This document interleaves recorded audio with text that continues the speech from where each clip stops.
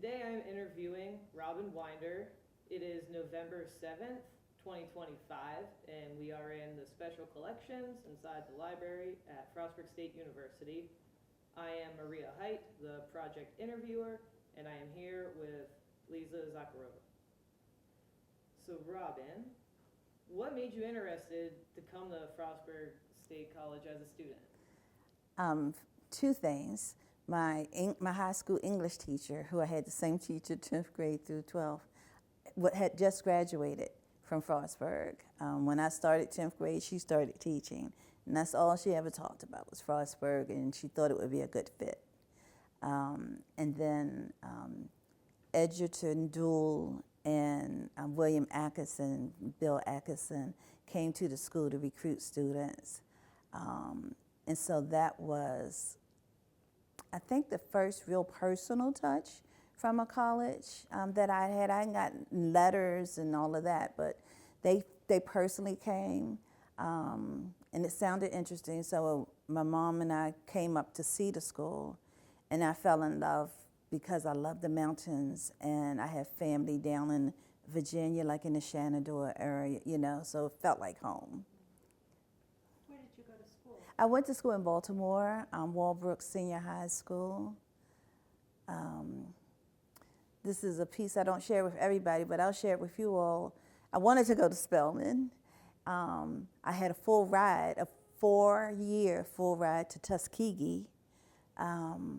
But I grew up in Baltimore City, and I used to call it Chocolate Town because, I went to all black schools, all black neighborhood, and almost all of my interactions with white race individuals was negative. Store clerks, bill collectors, and I grew up in the '60s and the 70s, and I had a lot of rage, but I knew that hating white people across the board was wrong. It was like something's, this doesn't really balance well for me, but I need to have more experiences. And so that was like really the deciding factor. So I intentionally put myself in an environment where, fortunately it worked out. Wow, that is something. Yeah. So you made that decision, then what was your experience like as a student at Frostburg State College? We had so much fun. We had so much fun. I started in '74, and so the population was only around 2,500 or so. So it was easy to get to know a lot of people. Most of the students were really friendly. It was an interesting time for white race identity students because a lot of them were, because of the civil rights movement, I believe, a lot of them were coming into not believing their families and the things they had been taught, and they were really curious and they wanted relationship. So it worked out really well. Of course, there were, those who didn't feel that way, but I experienced them to be in a minority. The instructors were incredible. Class sizes were really small, and the instructors, most of them, of course not all, but most of them really went for a personal touch. Like they really got to know their students to the degree that, some of them would have us to their homes for meals, or, you could legally drink at 18 back then, so a glass of wine, but just getting to connect on a personal level, which helped us understand more about this process of higher ed and all of us, all of the black students that I came here with, we were all first generation. So we didn't have any prior knowledge of what the experience would be like. So it was great. I love the outdoors. And so I, got lots of hiking and biking in and just taking in the physical beauty of the area. It felt really safe. When I left Baltimore, that's when things were really starting to go downhill with drugs and crime. And so it was just so peaceful to be in this environment. Got to have lots of experiences, but I was still very introverted, so I was usually more in the shadows. But it was a good time, yeah. That's awesome. So outside of the college itself, what was your experience of the city of Frostburg? So that was interesting. I came to know that what we experienced as racism was really more a matter of outsiders. Like the people in town knew who lived here, you know. And having grown up, I spent lots of time in the summer in Virginia on the farm. And so I knew what that small town attitude was, you know. I don't just know you, I know your mother, your grandmother, you know, back 10 generations. And so they knew who wasn't from Frostburg. And so they were a little wary. But once you made personal connections, they were very friendly. And so that's one of the things I try to convey to my students when I were here. Like, yeah, there are definitely people who have a lot of hatred in their hearts, but they're in the minority from my experience. But you have to connect personally to people. Even, like I said, growing up in Baltimore, had negative experiences like going in stores and everything. Here, I only experienced that in one store. And it was one individual who, when we complained, got fired. So, hey, I'll never forget the KKK came to town once, and I was up on Main Street by myself. And so I was anxious. And there were all of these little old ladies and men standing outside with their canes and telling them to get out, that they weren't welcome here. And that really eased my heart at that point. Yeah.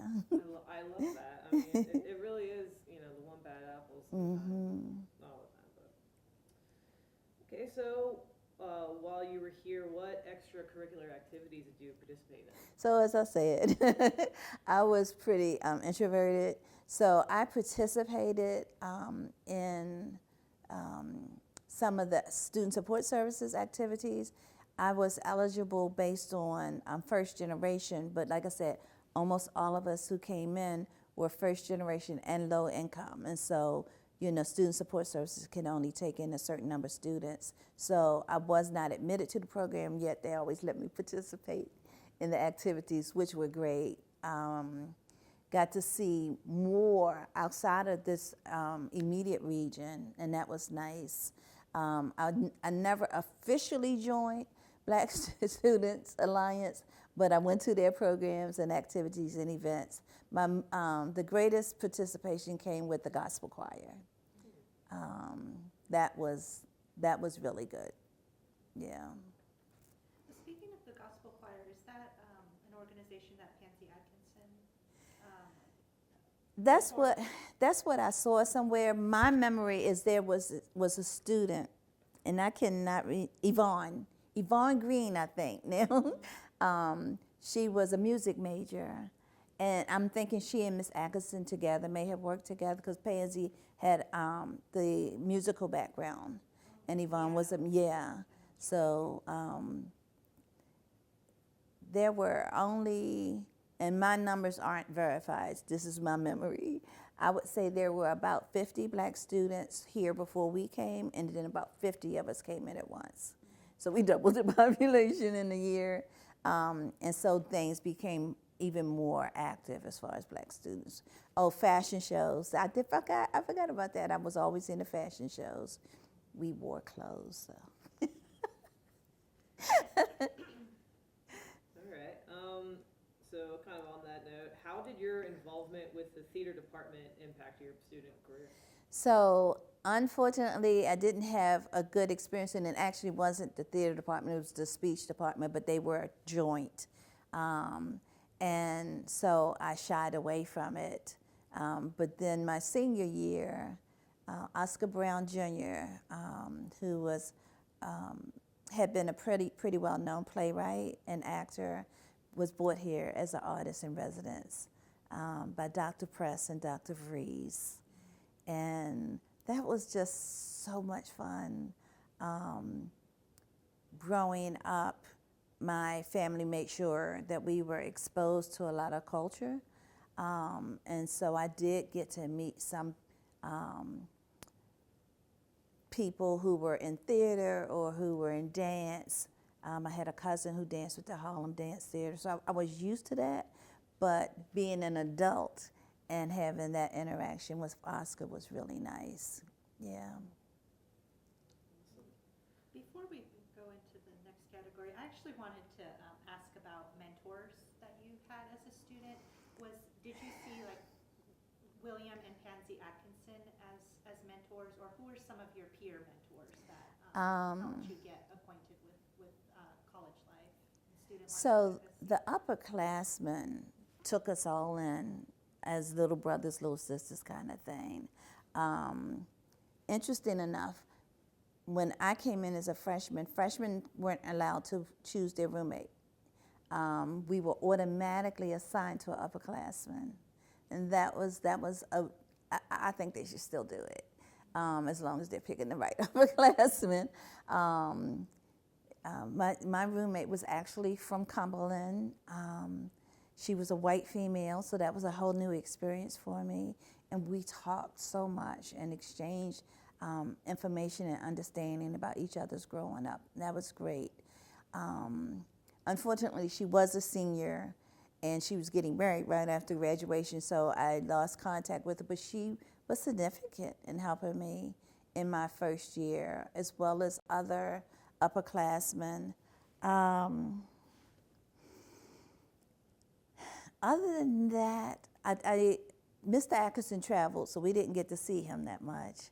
Mrs. Atkinson, I didn't really have a close relationship with when I was an undergraduate student. That came later. I would just say, okay, there was one instructor, Marie Torchon. You know her? She was the first Black woman instructor. Yes, she taught French. She was from Haiti. And now I can say she was incredible. She was the one of the ones who would have a small group of women come to her home for tea, and she would talk to us. She would educate us about life in general, about education, about her experiences, and she was very, very supportive. So that's one person I absolutely will never forget. But like I said, a lot of the faculty and staff were very much engaged with students. And so outside of Ms. Torchon, I can't tell you any one particular person there. Yeah. Mm-hmm. So moving on to your education, what made you interested to pursue psychology? So I struggled. After my first year, I struggled as a student, and it wasn't because of my lack of academic preparation. I definitely, the academics was really a little bit boring initially, but I had a lot of personal development and growth that needed to happen, and that impacted my ability to perform academically. And so I ended up being invited to sit out a year, and I went back home to Baltimore. I got a job working with the Baltimore Civil Service Commission, which was the hiring department for the city. And I worked as a clerk most times, but they would often let me go out front and be receptionist, and that's when I really found out what I was supposed to be doing. And that was part of my struggle too. I had so many choices I didn't know how to choose for a major. And people would come in who were illiterate, who were very uncomfortable with the business environment, and they wanted a job, but they needed help. And so I would sit and talk to people, and started advising them which sounded like the best fits for them, helped them with the process of applying and all of that. And I was like, I'm supposed to be helping people. And when I came back, I had already taken general psych before, but I retook it. And I was like, yeah, this is it. And it just finally, it clicked that helping service was where I belong. Then after that, what made you interested in teaching, especially African American studies? Nobody else would teach it. Growing up, though, I always was the teacher, and that was one of the majors that I had assumed that I was going to have, but I substitute taught back home and had a really bad experience. So I was like, yeah, I'm not doing this. I'm not doing this. But teaching was always in my heart too, and so when I was asked if I would do it, I actually started teaching general psychology, and then psychology of black women, and then multicultural counseling, and then intro to African American studies. It was a process to learn, how to teach at this level.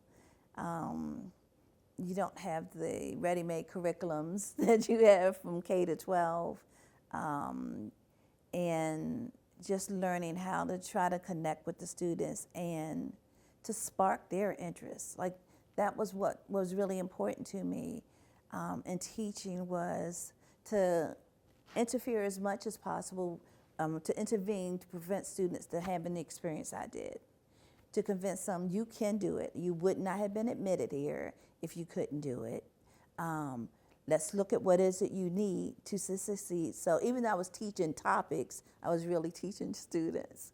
And so it connected directly with my counseling training. That's what I enjoyed. That's the part I enjoyed the most, when I can help a student finally embrace the idea that they are in the right place, they can do it, and to have some care about their education. Yeah. I love that, and it actually segues perfectly into the next question. It's about student support services. What made you want to be involved with helping students on that level? Well, part because of the experiences I had as an undergraduate and how I struggled. And back then, like, therapy and counseling was not something that people Black race identity were very open to. And so I just didn't understand what was going on with me. I actually now understand I was clinically depressed. And I didn't want other students to fall through those cracks without somebody at least recognizing their need and doing whatever. You can't help everybody, but at least recognizing their need and doing whatever possible to try to intervene in that downward spiral.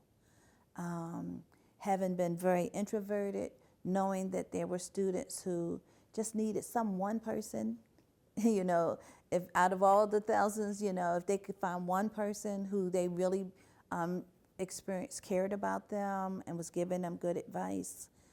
So I loved working in student support services. Yeah. That's awesome. And you kind of answered it, but how was that beneficial to both you and the students? So I felt redeemed in some ways, haven't done my personal growth the hard way, to now be able to give from what my life experiences were, and my knowledge was to be able to give that to other students. I had some very interesting experiences. At that point, we still had, and I think even today, we still have a lot of first-generation students.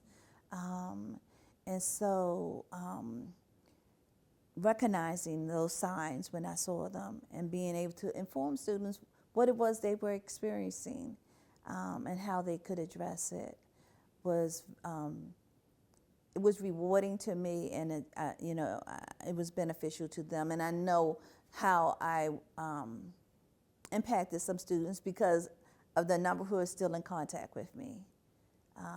So I wanted, actually my husband and I both stayed here and worked, and we both wanted to make sure that any students coming in after us had the best experience possible.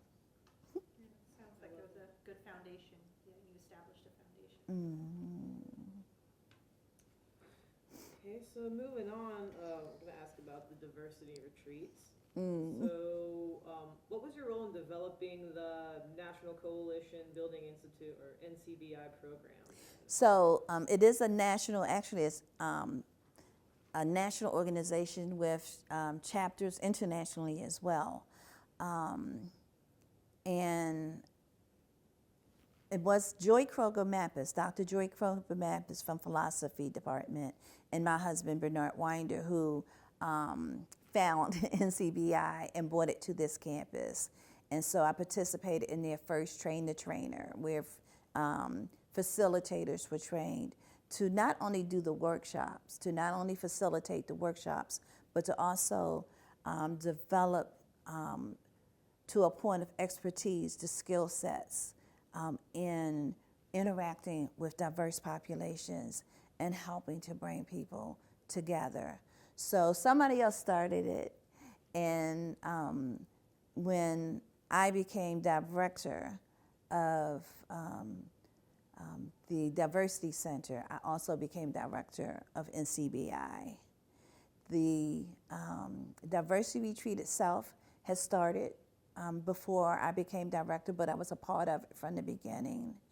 And then by the time I became director, the population of Black faculty and staff had diminished so much that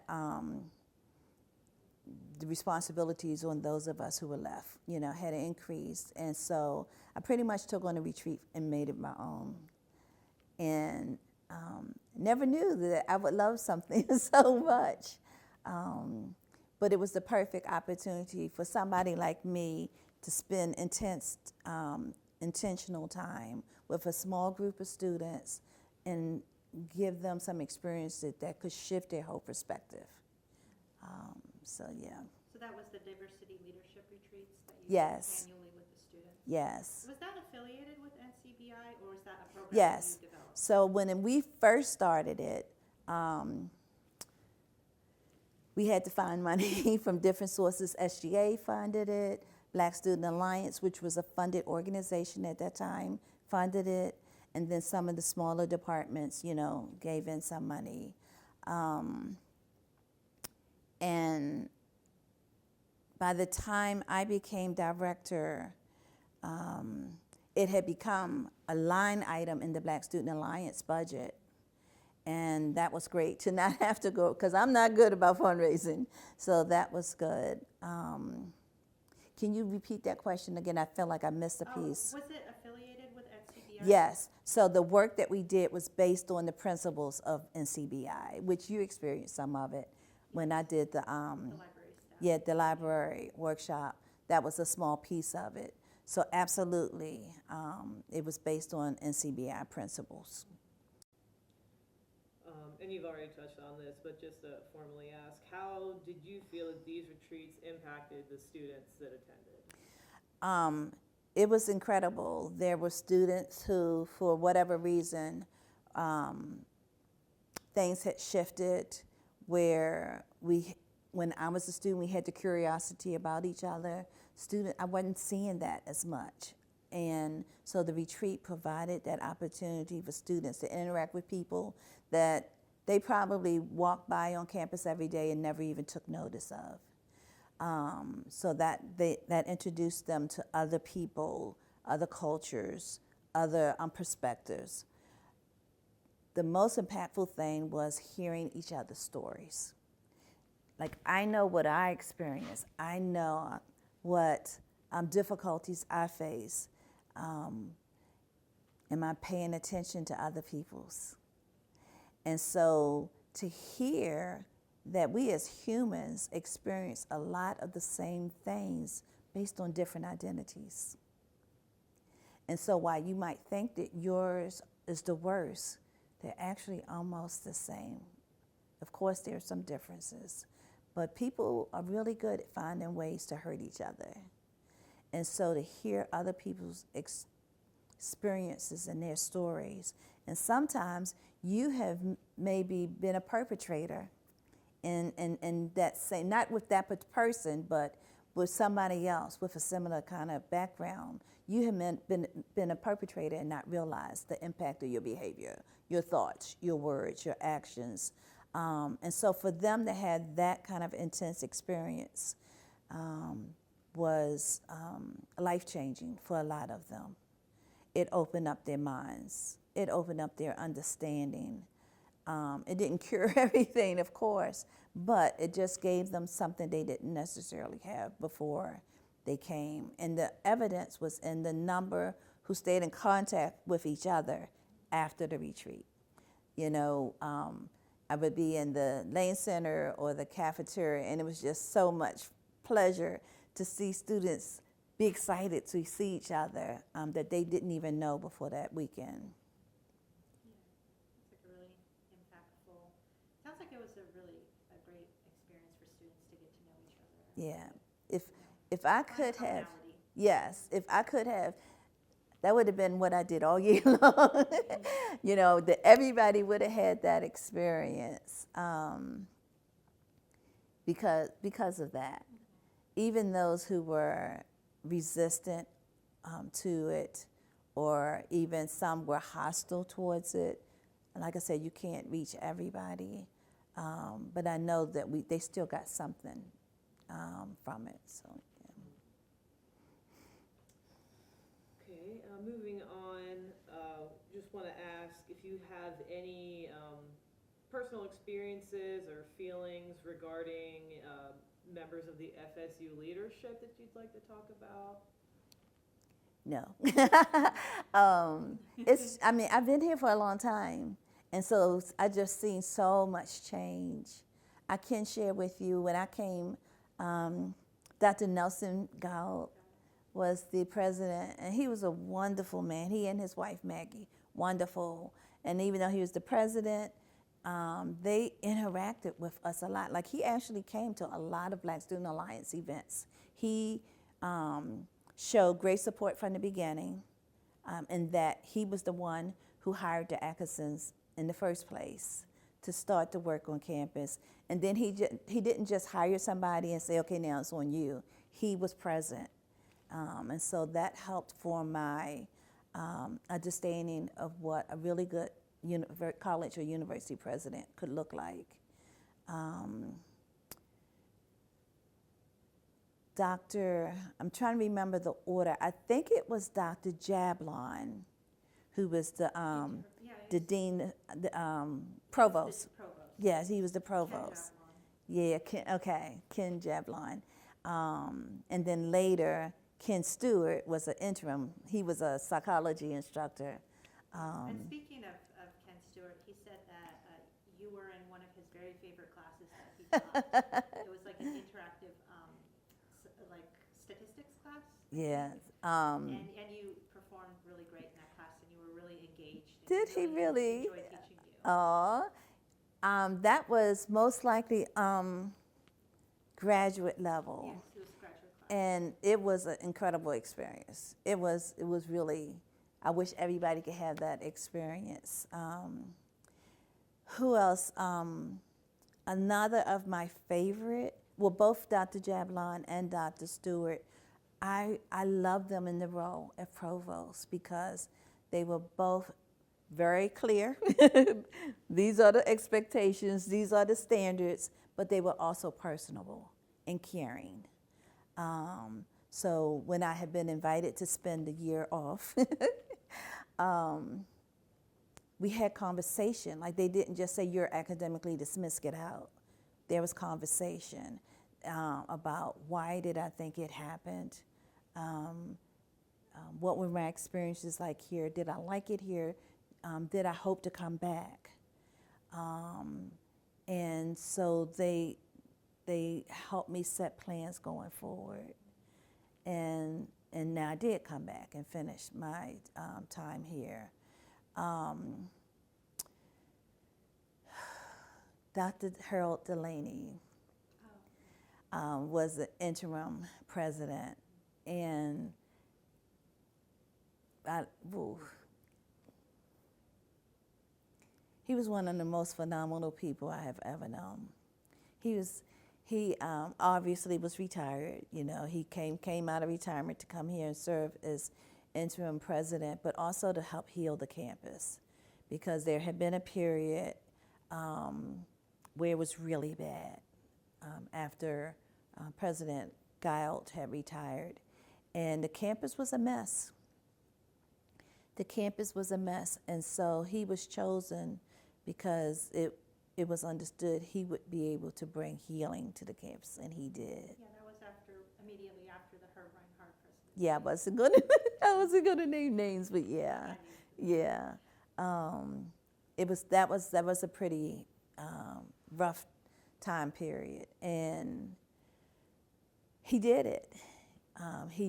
It broke my heart that someone so wise and peaceful and empathetic, and not to mention how smart he was. I mean, the man's intellect was beyond anything. He worked on the Manhattan Project as a campus. Yes, and yet he was a human, you know, like he really had strong human connections, and to come to the end of life the way they did was very heartbreaking. They were murdered. Not here. They had already. I think in Georgia it was a family member. Yeah, they had already finished their time here. So those are some of the administrators that I had the pleasure of having direct interaction with as a student and then as a young employee here. Do you have any memories or experiences with Dr. Catherine Gira? In the beginning, I remember how excited we were because it was a female president, you know, and she was very nice. And I did have some interaction with her, but not a significant amount. I know that there were other, particularly women, who worked here who had real close personal as well as professional relationships with her, and I didn't have that as much. Mm-hmm. No, it's fine. Okay. The next part is about like the DEI office. Mm-hmm. I wanted to ask, how did you feel about the fact that the DEI office was like almost constantly understaffed and underfunded? Frustrated, unsupported.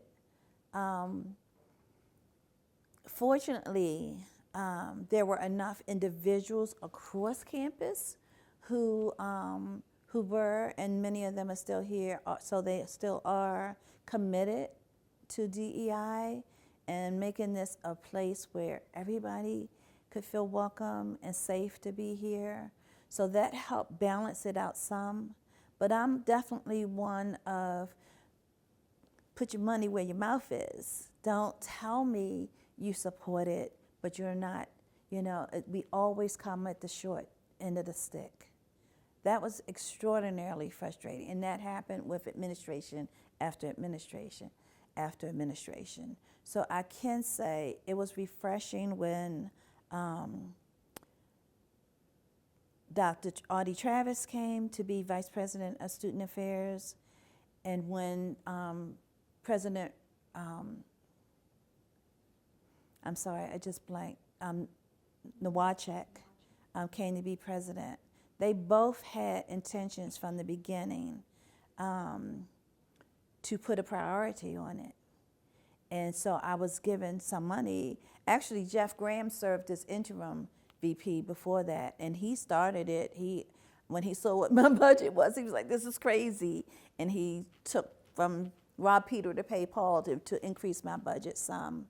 But with the new VP and the new president, DEI became a priority, and funding was actually put there to accomplish some of the things.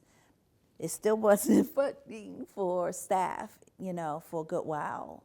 But Dr. Travis worked hard to piece things together the best he could, so that initially I had a part-time person, and then the next year that became a full-time position. It was always going to be a new professional because the position pay was so low. But I was fortunate that I had some individuals in that position that really worked hard, beyond their pay scale, really. So I would say probably the frustration, and which led into lack of faith in the system. Because DEI, a lot of people are confused. It's about black students or about gay students or, just people from marginalized populations, and it's about everybody. Every single student here should have been a part of the work that we did. But being a one-person shop for most of the time, and then a two-person shop for the rest of the time was still insufficient. But we did the best we could with what we had. For sure. Which leads us into the next question is, how do you feel about the current state of the DEI program? Absolutely devastated.